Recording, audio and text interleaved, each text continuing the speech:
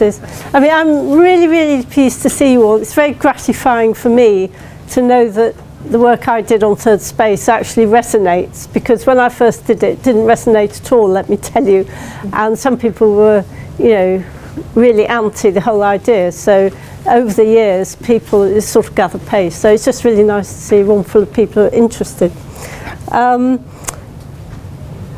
in a way, I kind of feel that practice is now catching up with the kind of theory I developed. Although I discovered after I'd done it that third space wasn't actually my idea at all, but I applied it to higher education, which was the originality.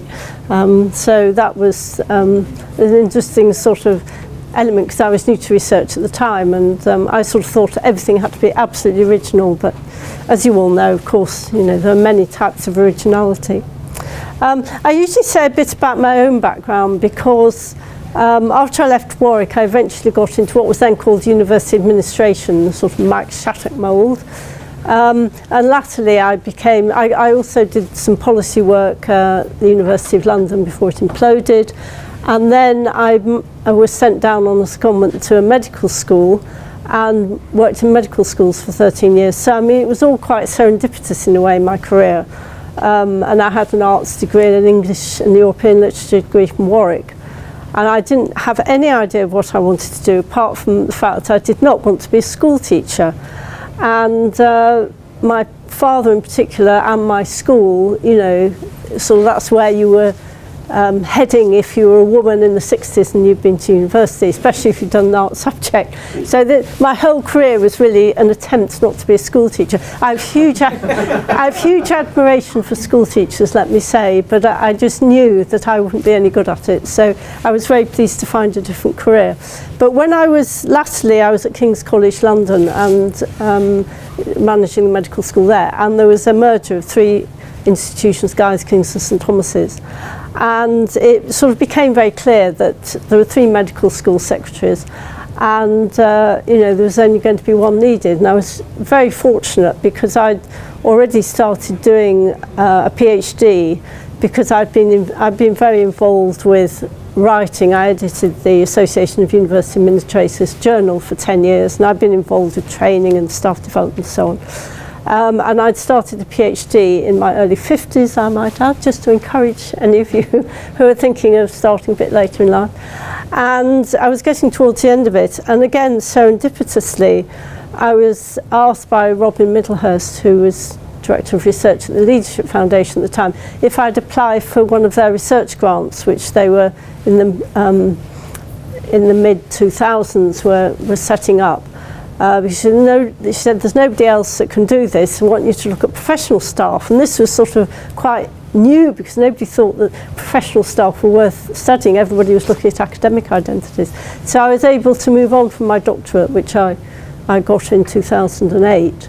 And then sort of this merged into the Leadership Foundation project, which is really how I got into third space, because it suddenly sort of dawned on a train that third space is what I was talking about. I was looking out of the window at fields, I might add. I never quite understood where it came from, but it popped into my head. Okay, I just want to, in a way, fast forward a bit, because since then, after I'd done this report and on finishing my doctorate, I was then offered, again, it was a bit serendipitous, a part-time role at the Institute of Education, as it was then, which is now part of University College London, because Mike Shattuck and some other people were setting up an MBA, and it was thought that my experience on the professional side would be useful. So that's how I started another career at the age of, I don't know what I was, 57 or 8 or something, completely new career, become an academic.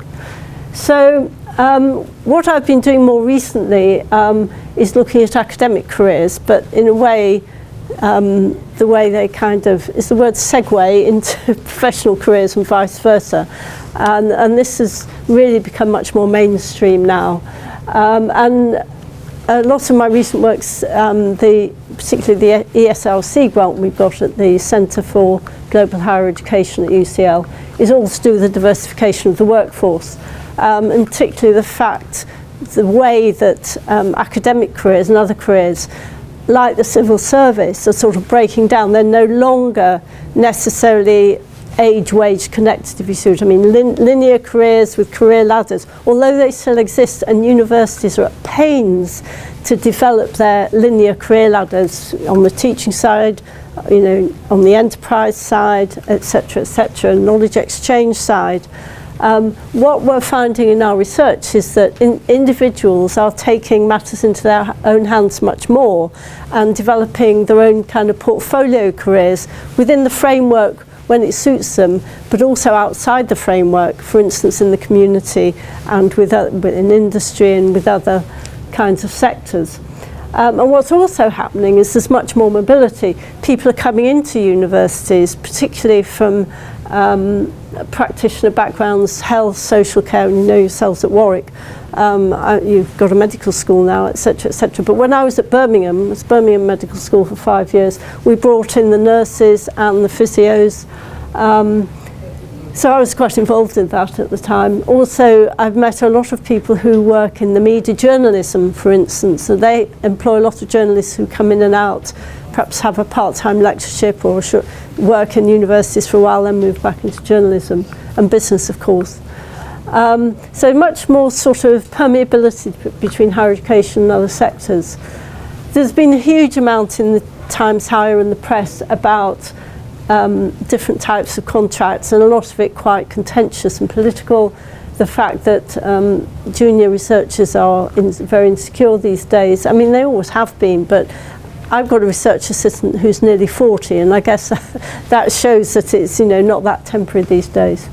But at the Institute, we have people who are tied to specific income streams. For instance, if the MBA imploded, which it nearly did, it's carrying on actually, but you know, then part of my work wouldn't exist, and they might reduce me from 2.5 days a week to 1.5 days a week. I mean, it doesn't matter to me because I'm well past retirement age, but there are younger people on those sorts of contracts, which again can make people feel quite insecure in the mid-career.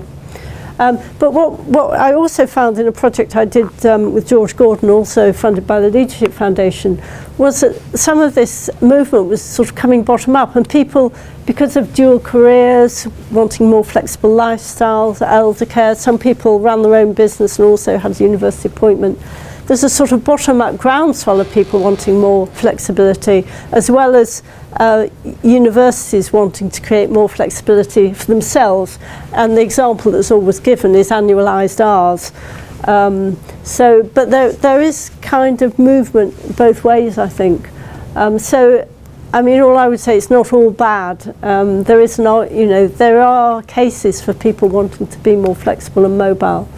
And of course, there are new sort of areas that people have job titles in employability, e-learning, all these areas that you'll be very familiar with, which just didn't exist even 20, 25 years ago.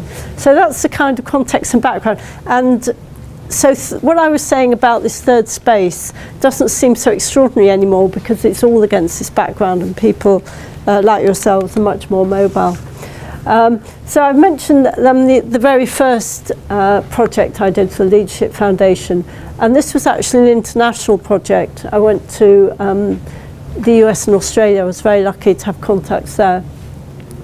And what I found during that particular project was that just more than half the respondents were people what I saw as sort of, I originally called them project professionals, because they were people who are very project oriented, whatever their job title. They often had doctorates. They might well not have been on academic contracts. They often undertook research into their own institution or into their own work. They were publishing, quite often publishing, as I was, in the Journal of University Administrators. And in many ways, they were sort of quasi-academics. And this suddenly sort of leapt out at me when I was looking at those of you who've done research. You know, I was reading these qualitative transcripts, and you know how you're kind of looking for things. I sort of was trying to find things that I hadn't been looking for, and this is what I found. You know, trying to find a lens and look at the gaps and what wasn't being said and all this kind of thing. And the words that kept coming out were boundaries, in-between roles, etc., you'll all be so familiar with now, which didn't really fit the specifications that people have in their job descriptions, for instance. And I looked at people's job descriptions and then looked at what they'd said, and I thought, well, there's a huge mismatch here, which is what was interesting. And subsequently, William Locke and I did a project for the Higher Education Academy, which is now Advanced HE, and we've now got the ESRC project on the implications of a diversifying workforce for academic identities and careers. William's gone to a chair in Melbourne, I might add. So I'm now leading the project, which was a responsibility I wasn't really looking for at this stage. But anyway, there you are. I mean, who would think I'd still have a job now? Okay, so what I found was people, what I call mixed, hybrid roles, whatever you like, before I came up with Third Space, was that people were quite upfront about the fact that they had a research training, master's degree, and often a doctorate, particularly in the States, people had doctorates. And they accepted that they might get a role that wasn't purely academic. Often they'd worked in adult or further education, particularly people in this country, policy agencies, charitable sectors, third sectors, NGOs, those kinds of areas. But what sort of epitomised it for me was, it was not this university, it was another new university. I interviewed somebody who's called the Learning Partnership Manager, who Gwen reminds me of, very, very outgoing, very competent, very good at her job. It's a woman, incidentally, and I have a theory that more women are good at being third space but I have never proved that because I've never had the funding to do a project on that. But maybe it's something to do with multitasking, families, children, etc. But I'm sure the men in the room may disagree. Anyway, this job description said they wanted somebody with academic credibility, experience of generating external income, and involvement in project management, which I thought, well, that is quite innovative. Never seen that in a job description before, and it brought together academic work. This again is about 10 years ago, so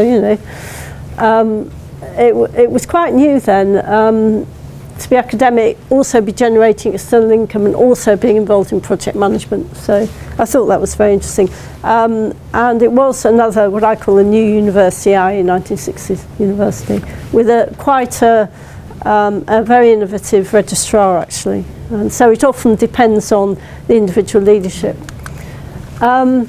People say, well, what were these roles? I mean, I won't go through them all in detail. I mean, I focused on the teaching and learning ones for the purposes of this group, but obviously there are quite a lot on the research enterprise side as well.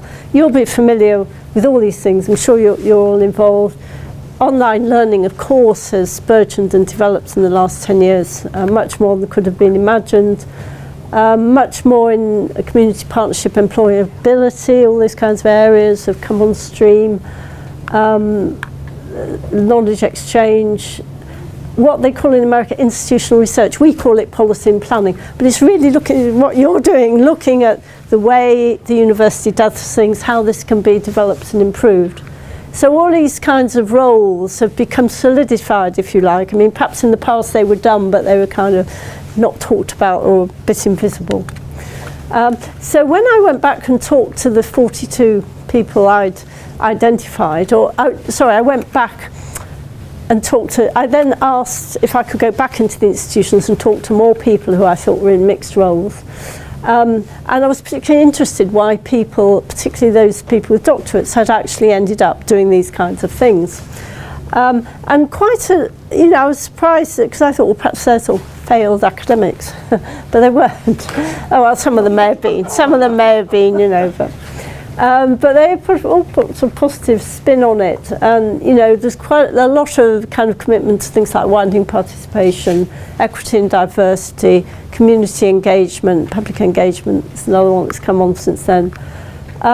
There were people in mid-career who their research was going nowhere. Basically, they hadn't got any more funding, so I suppose in that sense they were failed academics. But and I had examples of this in the medical school. There are people in medical sciences who weren't doing any research, but at the time there was a huge push to get more people who wouldn't normally be qualified into medical schools. I'm sure you're doing that now at Warwick. but we were quite ahead of the game at King's at the time. But this provided a sort of end of career path, if you like, for a number of people who were very committed sort of ideologically to this, and who almost found a new career for themselves, quite late on. So that was quite interesting. Some people actually said they found being an academic quite lonely, particularly, I suppose, if they weren't in a research team, weren't being funded. And they preferred working on projects with other people, mixed teams, found that more stimulating. And of course, some people had practical reasons. They wanted a job in a particular city or town. They liked working on a university campus, who doesn't?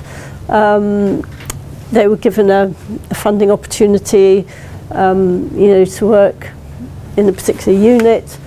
So there were all these reasons, some ideological, some more practical. And this is just another example from this lady who's, don't know if she's still there, Learning Partnerships Manager. And she was very positive about her role and said, I've always worked at interfaces, although I occasionally say, well, of course, we're just being marginalised. I like to be where it doesn't matter if you bend the rules or do things differently. And this is sort of quite important identity marker, I felt, because some people found third space, the whole idea of it, very threatening. So I felt it was a certain sort of person that liked to be there, was quite proactive in making the most of being in that position. But obviously, when I looked at people's sort of employment categories and job descriptions, it didn't reflect the reality that they might be, crossing over boundaries. They were either categorised academic or non-academic. I mean, I never use the term non-academic. I have to wash my mouth out if I use it, because it's very kind of non-flattering to people on some academic contracts. But that's how the universities, they have, I was always on non-academic contracts, and I think they call them professional contracts now, which is slightly better. So, as I said, boundaries are much more permeable. And I thought these two words, third space, you only have to think of two words, to get invited and have a job, for the rest of your life. A friend of a friend invented the BRIC acronym. Somebody who worked for Goldman Sachs, Russia, India, China, what's the big? Brazil. And, he's now in the House of Lords, but unfortunately it doesn't happen for me, no. I'm still an associate professor. Anyway, but I then, of course, went to the books. Didn't really have so much internet those days, and I found that it was a concept, not being a cultural studies person. I didn't know that. But anyway, it is I'll talk about it in a minute. It is a sort of well-known concept in cultural studies, but I applied it, as I said, to higher education. And I always say, kind of, you can't reify the concept too much. I mean, some people say to me, am I in third space or not? But it is just a concept. And to me, it represents the way people approach their roles as well as the role itself. So I think that's quite important when you're thinking about it. With perception. This is the original diagram, or one of the original diagrams I came up with, and I published a book in 2013, it's in there. And again, I won't go through every detail, but my supervisor, Professor Ron Barnett, who's long since retired, always used to say, you've got to get your PhD on one page of A4 in a diagram. He was very keen on diagrams. And this was, actually this wasn't my PhD, but this was the next project after that. But I thought, well, I've got to get this on one page. And in fact, it sort of flowed off the pen quite easily, because all the time I'd been in university admin, you still got professional staff on one side and academic staff on the other. I'm not saying that doesn't exist anymore. But you always had people who were sort of interested in pastoral support, who went into schools and gave talks. And you always got sort of professional staff who were doing stuff with particularly study skills and regional development, all those sorts of things. But in the centre, different universities package these activities in different ways. So don't take this as gospel in your university, and you can draw your own diagrams, I'm sure, of Warwick and your own units. But it seemed to me there were bundles of activity that were clustered together.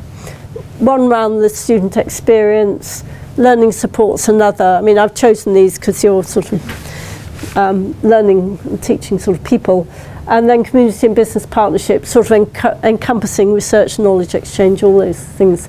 But as I said, you can mix and match those individual the individual headings under the main headings, and there'll be different ways of describing these activities. But what it seemed to me was happening at the time was you've got these mixed teams of people working together. Actually, quality assurance was the first, I would say, was the first thing that happened in third space, really, because you've got mixed teams of people that were professional staff who'd did this over and over again, and were very familiar with the quality assurance agencies, or what they were called then, and almost as familiar with them as they were with university staff. And so the university staff were very keen to learn from them. So that was a good example where it worked. But some people were actually saying to me, I see myself as a higher education professional, and my next job move, or I'm selling myself to headhunters, will be a pro vice chancellorship in student experience, or trying to think, or the current sort of what are you called? I get called all sorts. Well, yeah. Anyway, these student experience, I don't know, knowledge exchange, etc., etc. These were terms that were not on stream in the 90s, so these were all new terms to me. But I thought that was quite interesting. They didn't see themselves as one thing or another, and they were actually seeing themselves getting to a top job through a third space route. Those of you as social scientists, sociologists probably know this, but I thought it was really interesting, the idea that third space is more interested in spatial relationships, and particularly relationships between people, than sort of longitudinal accounts of how people got to where they are. So they're sort of more significant than structures, and by structures in universities I mean policy documents, job descriptions, organisational trees, charts, all that kind of stuff that we've all got in our drawers. What do they mean? And also social networks, of course, in the last 10 years, increased exponentially. So, I thought it was very apposite, the whole idea, become more apposite over the years. And it's usually applied to, ideas about diversity and difference, gender studies, cultural geography, class particularly. I'm not into all that, but that's where it comes from. And there's some very interesting monographs, and Edward Said, Omi Baba, people like that. But what really resonated with me was that it provided for new voices and perspectives which had been invisible, so making the invisible visible. I felt that was very much what I was doing, and the implicit explicit, and that even more so. Because it was, these voices are not really been, they may have been sort of heard, but they hadn't been articulated in a way that was different from being academic or professional. So anyway, I then went on. Am I doing for time? Oh, goodness. Okay. I'll just sort of go quickly through. But I had to have this theoretical map, this conceptual map, and I had 4 lenses. One was spaces, the next was knowledges, the third was relationships, and the fourth was legitimacies or authority. And I felt those were the domains in which these people were trying to develop their identities. So this is always what I'm trying to get my students to think in terms of conceptual frameworks, and they find it very difficult. So what came through the narratives was that it was both a safe and a risky space, and you had to be able to cope with that. Quite often people have been appointed by a senior member of staff who wanted them to be experimental and creative, didn't mind if they made a few mistakes, but wanted them to be innovative and move things on. Obviously didn't want them to make too many mistakes, but wanted the whole thing to be developmental. And what one person's, again, this learning partnerships manager in a new university said, well, sometimes I'm seen as an academic unit and sometimes as an office, and that's really helpful to me because people don't see me as attached to a particular agenda, particularly academics, and she turned it to advantage. the other side of that, the flip side of that is, there wasn't always somebody to ask about whether a course of action was right or likely to succeed. I mean, often they had to make decisions on their own, try it and see. There was sort of lack of organisational checks and balances, by which I mean there wasn't necessarily a committee you could take an idea to. And then this led to the idea that sometimes people felt they were flying under the radar, as I put it, and they were sort of happy to do that.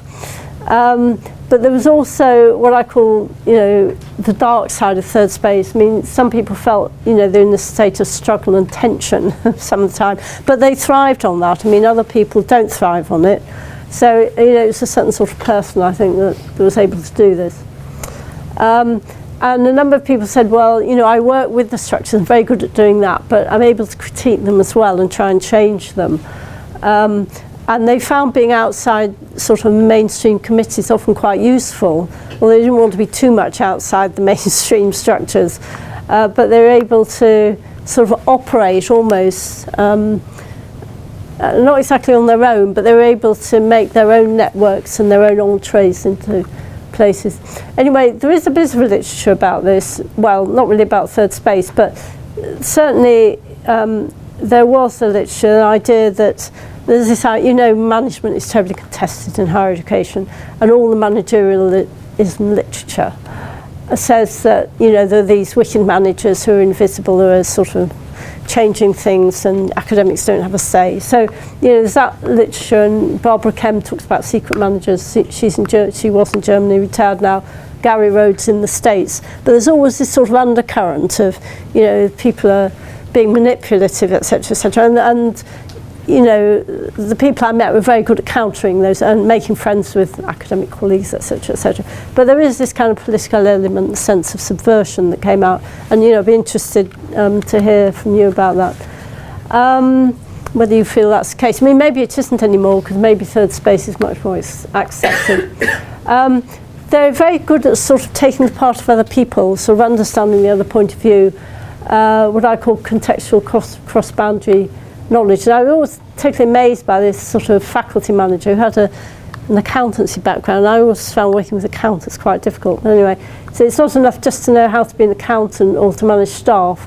In order to be effective within the university, you need to understand the context. And I thought I was incredibly enlightened from this person at the time, maybe less so now.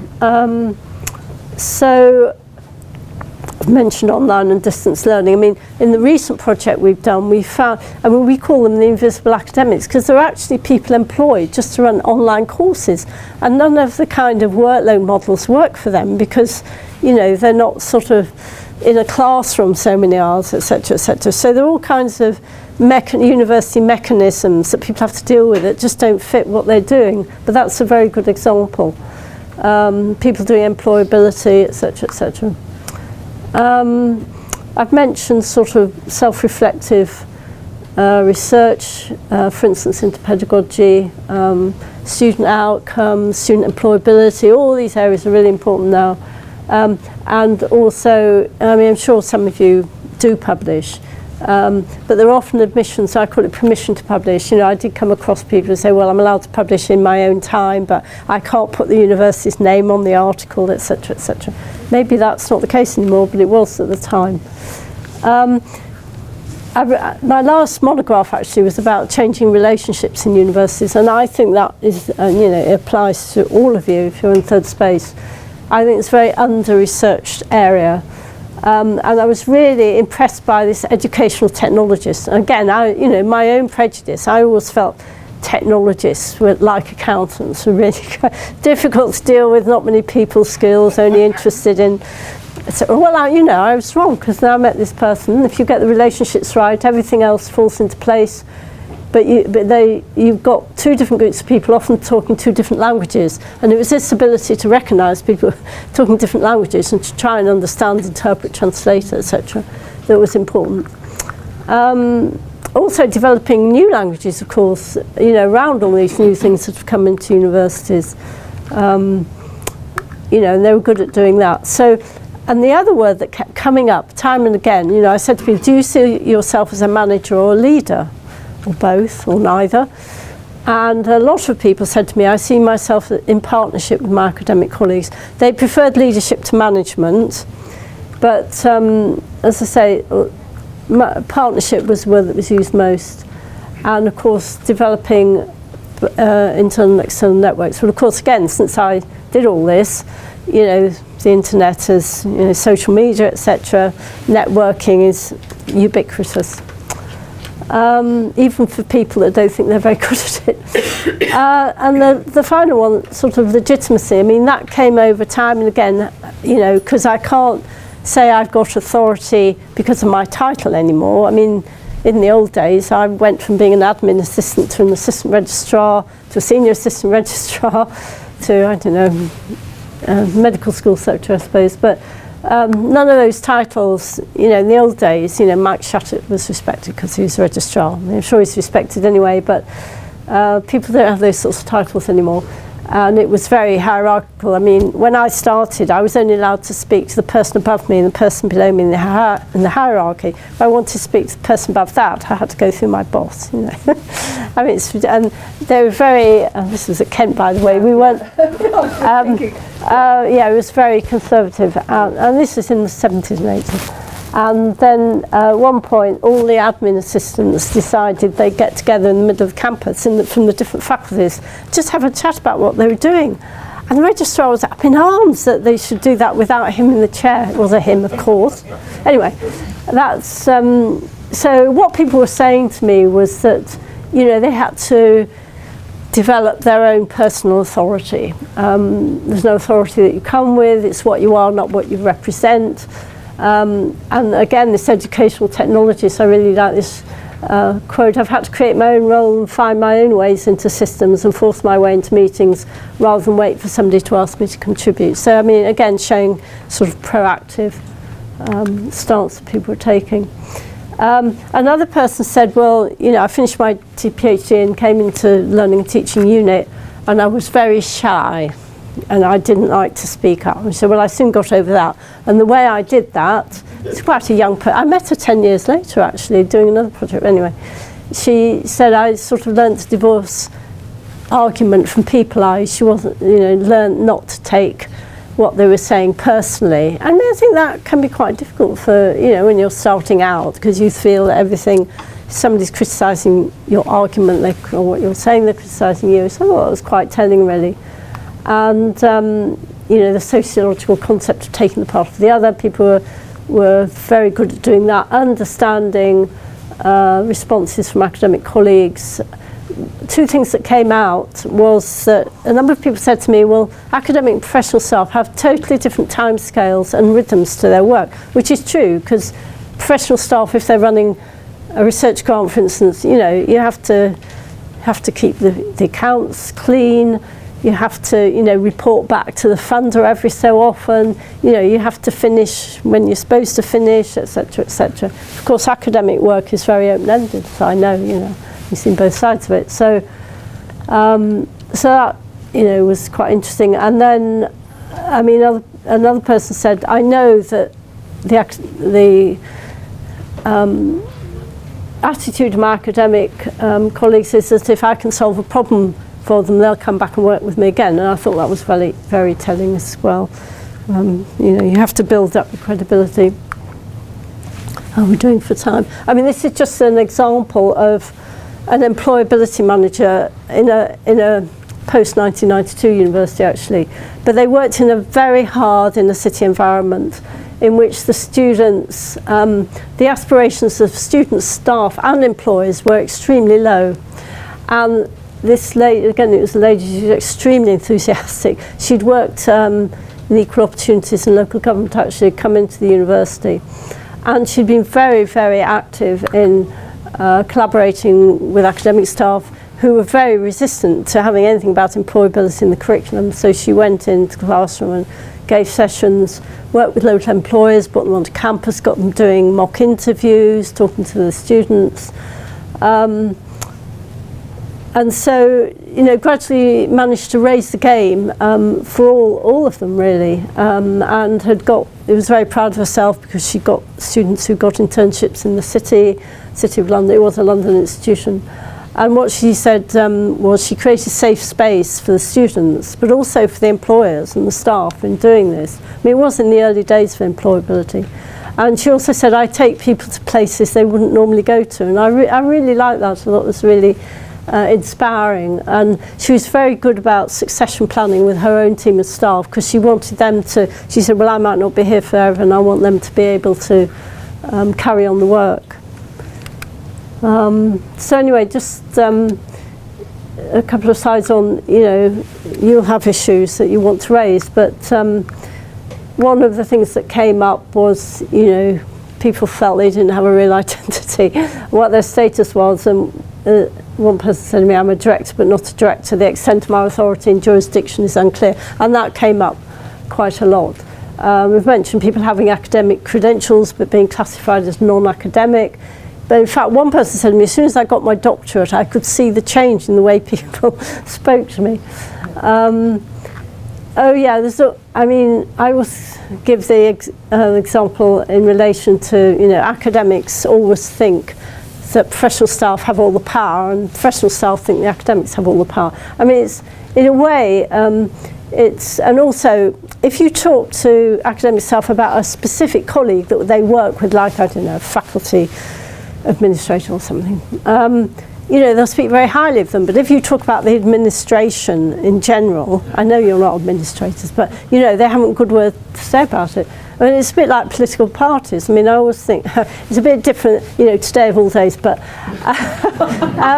you know, generally speaking, in the old days, you know, on the floor of the House of Commons, you know, each party had to criticise the other party. That's what they stood up and did. But they were all great mates, you know, they all worked in select committees together, drank in the bar, went to each other's parties.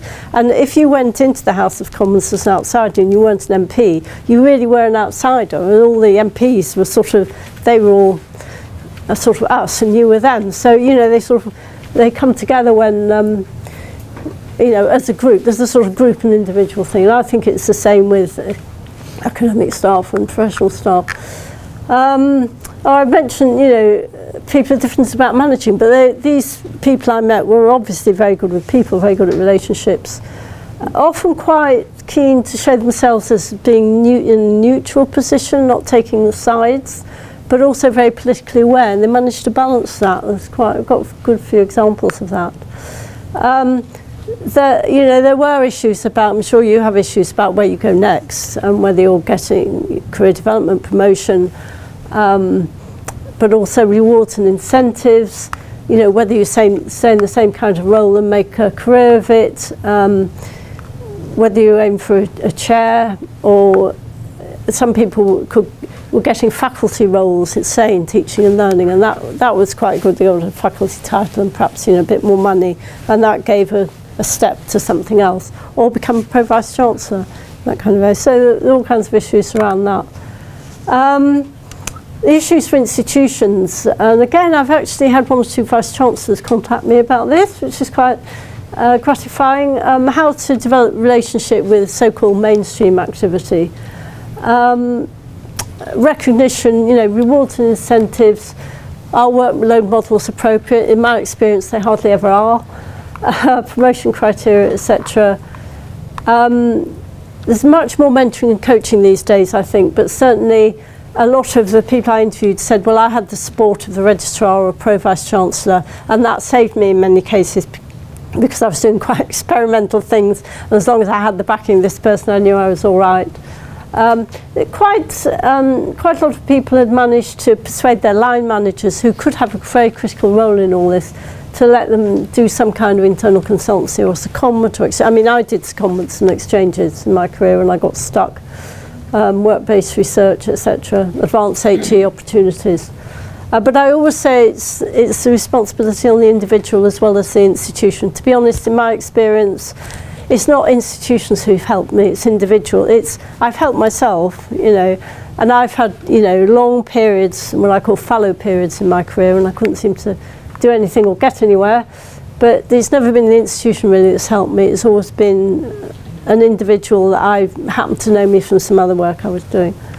And these are sort of questions that I've been asked in previous presentations and comments that people have made. I mean, you'll probably agree that third space is only recognised by people who are in it. But as I said, I think it's more recognised by senior managers now. The other question I'm always asked is, well, at what point does what I'm doing become not third space and mainstream? And I think that's a very good question. I don't know the answer to it. A couple of vice chancellors have said to me, I'd really like to create a third space environment. How do I go about doing that? And I don't know. However, I would say it depends on the people you appoint. I mean, you can't just create it, you have to create the right people. But other people have said to me in these kinds of environments, well, we're all third space now. Any academic is doing all these things anyway. So, it's not a separate category. We're doing, international things and regional things and student experience stuff, employer things. So I leave you with those few ideas, but I'm sure you've got questions and observations which I may or may not be able to answer. But food for thought, I hope. Okay? Thank you very much. It's a quick counter through, sorry.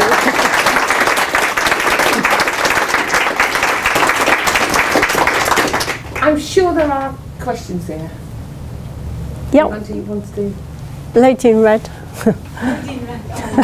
one of the ladies in red. Hi, I'm sorry if you mentioned it and I missed it. I was just wondering if among your informants there were any international members of staff. Because in everything that you mentioned, I realized those people who don't have resident permits, but who are either EU or non-EU citizens, who are kind of caught up in the situation. So I was just wondering if you had any informants in that situation.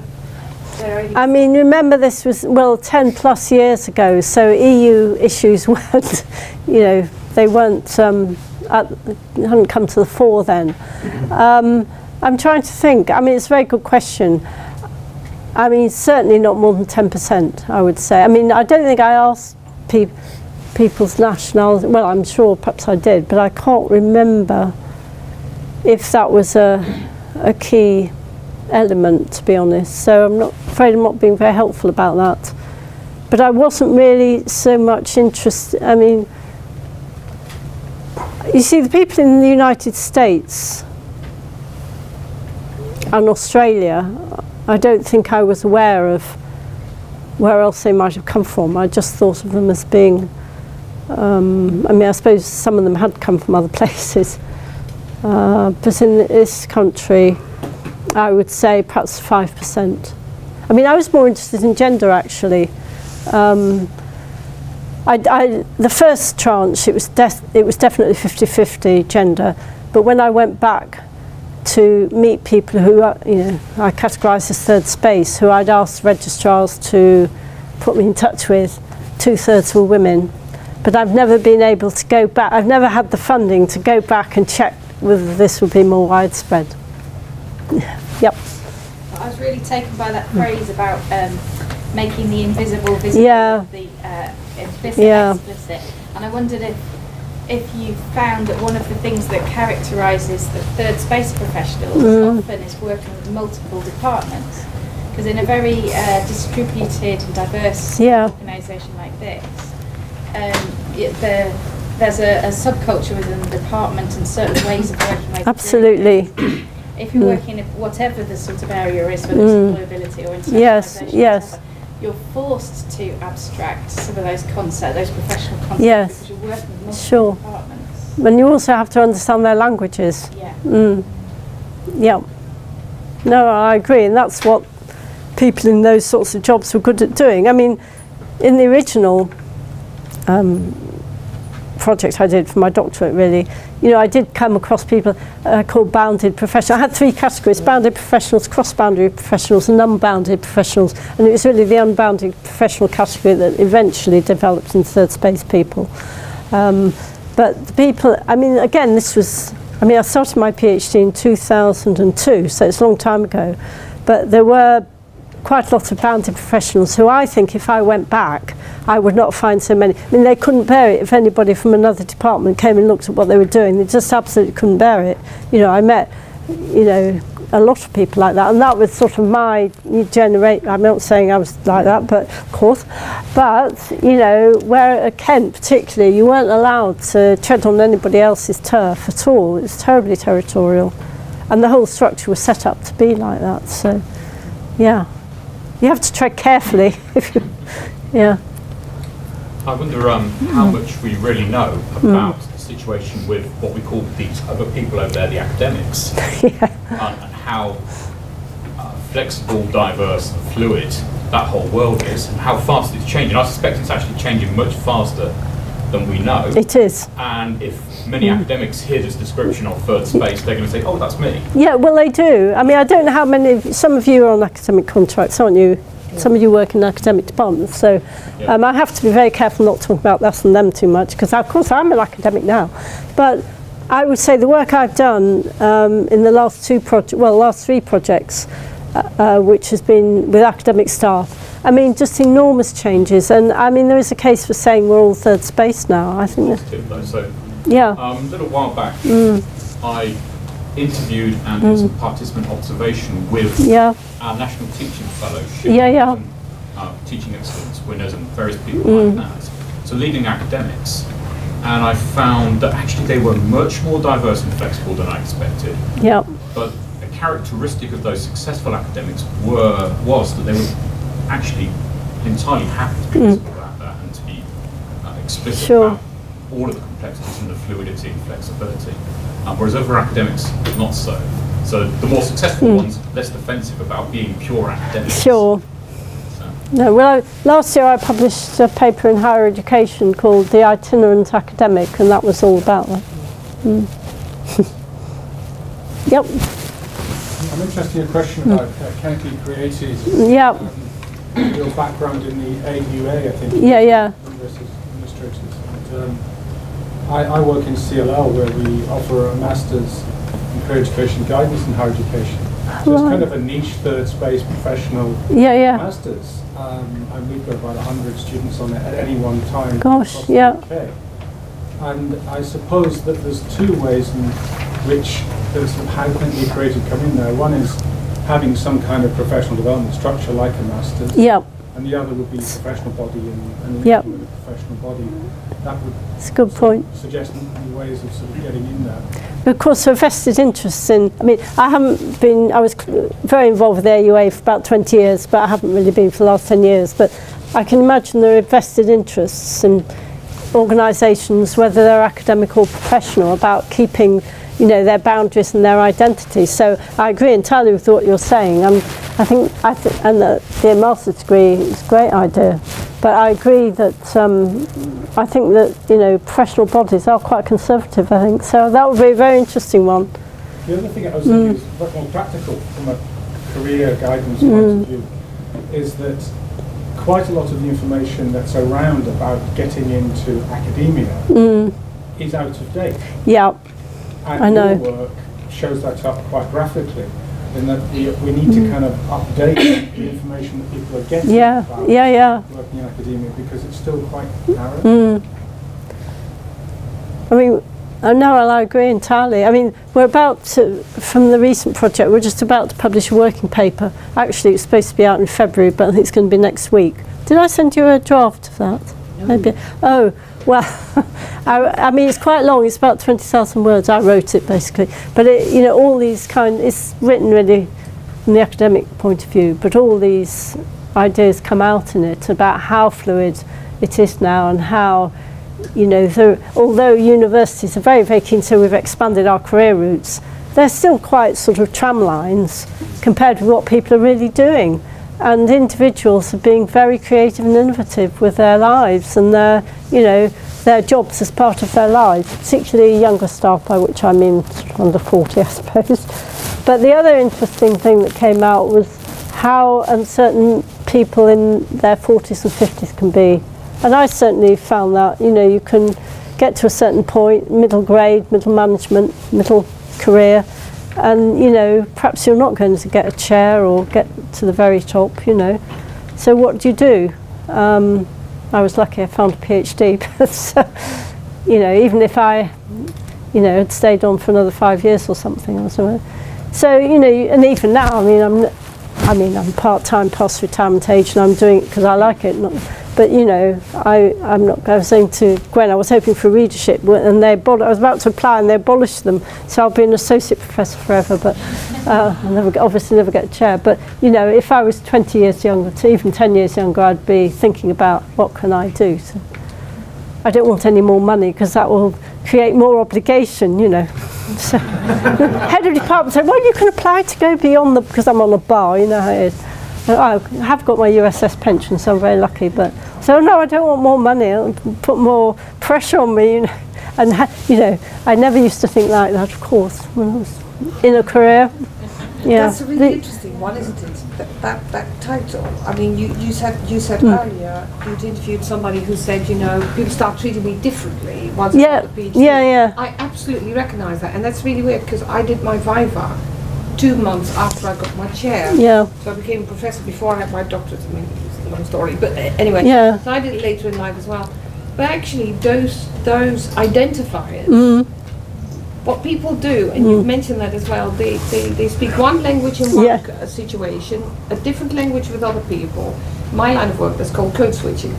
Yeah. Switch codes and attitudes, That's really interesting. and which politics you emphasize or don't emphasize, what identities you relate to, or whatever. That sort of code switching, you do that all the time. Yeah. I like that. The minute you get that title, like, you know, a readership, it's clear that you've got a strong research record, because that's where the reader traditionally, and certainly in university you're with now, would relate to. So that means that that constant code switching becomes very, very different, and people will relate to you differently because they'll do less code switching because they know what you are. And that makes that makes the work in a way easier. Yeah. I think for me, when I came across third space professional first, I had long described, when people asked me, what is it that you do? And you know, at that point, what you were working on, this is a funny job. Yes, it is a funny job, because I've got one hand on the administrative side, and I've got one hand on the academic side, and I just hope that nobody chops me, because going down the other end is really going to hurt. Essentially, you lose your job. Those kind of roles is often what you're in. And it's political, and it's messy, but it's also incredibly liberating, because I can make a lot of choices about what I do, what I don't do, who I do work with, who I don't work with, what I do in terms of code switching and whatever. And that would be much narrower if I was just an academic, or that's what people are saying. Representative kind of role. So it's quite a it's quite a messy place, but what's striking, ambiguity, coping with ambiguity. Some people find that hugely liberating, but it's a particular kind of people. And for some people, that is as frightening as whatnot. Well, when I first gave this talk, I suppose about 12 years ago, I mean, there were some people who were it made them incredibly angry, and they said, you know, you're sort of disenfranchising us, sort of thing. And I mean, one woman was almost in tears. I mean, so it's only one talk I gave in one university, but I was amazed. But then, you know, as time went on, and then when I went into Europe and did it at a conference, completely blank faces. It's about 2009, I think. But now, you know, I'm going to Switzerland next week, Germany next month. You know, they're all really keen on third space, and you know, they used to say, we don't know what you're talking about. So, you know, I do feel, well, it's sort of rather late on, it's sort of come into its own. So, yeah. I just wondered, have you taken this research to people from other industries where they are already much more flexible? Yeah. Well, no, I haven't. I mean, are they just baffled by us? I haven't got time to, you know, do the research I'm supposed to be doing. But I mean, I think the creative industries of, you know, Google and so have been doing all this, you know, for years, haven't they? And really, I mean, I don't know if there are any sort of engineers in the room, but you know, the creative engineering industries have matrix structures to go back to Handy's old organisational structures. They're sort of intersecting the whole time. So I think university is very conservative, actually, surprisingly. I mean, that's my conclusion. The structures are certainly very conservative, but they have this sort of person culture underneath of people being very individual and very innovative, and I don't think the two, you know, really come together very naturally. that's why there are tensions and there's, you know, all the stuff you get in the Times Higher all the time. You know, they pick on some little thing and inflate. I mean, don't get me wrong. You know, I think, you know, it is insecure for younger people, and I think, you know, perhaps there ought to be more help, etc., etc. And for, you know, but I think the whole profession, you know, the whole thing has become more insecure certainly than when I started in the 70s. But everything's become more insecure, hasn't it? Every type of job. I mean, I've got a friend who's in local government, and that used to be as safe as houses. That was the other thing they wanted me to go. The career advisor at Warwick said I should go into local government, and I thought, but anyway, I'm told that it's even more insecure than universities now. So I'm very aware of time. At the same time, Sue, I saw you when you had you haven't had a chance yet. Is it feasible? It's not very important, it's very quick, but I think often in that space, particularly when you're looking at external facing people, the titles have to be very much more geared to the external than to the internal, and then that makes it slight difficulty when they're facing back. it's a very good point. There's all sorts of stuff to do with language and nomenclature and people's perceptions. I mean, you know, the perceptions are so, you know, changing perceptions. I mean, you may be able to do it with your own team and your own colleagues, but sort of, I mean, things have moved on, even in 10 years, but, you know, it's an ongoing process, isn't it? And you know, you will carry it all forward, because, you know, I won't be around, so. Well, you know, I won't be doing the third space research anyway. So, I mean, you know, it's great for me, it's very gratifying to know that it's sort of something I've done has sort of struck a chord with people in a practical way. And this time in your own university. Yeah, I'm a Warwick graduate. Yeah. It's the best university. Okay. Can I just say again, Celia, thank you so very much. I hope that you feel as inspired by understanding this field as I was when I heard it first time. That was in a, I think things have changed. Yeah, they have. Quite considerably. Yeah. But there's still something there that really is. Well, I think institutions need to catch up a bit. I mean, I think that, you know, if your enlightened vice-chancellors are trying, and certainly some individuals are trying to catch up in the recognition stakes, but it takes time, yes. And I think on that one we're on a roll. So we've done one step over the last 2 years. Yeah, no, it's very impressive. Of course, Warwick leading the way.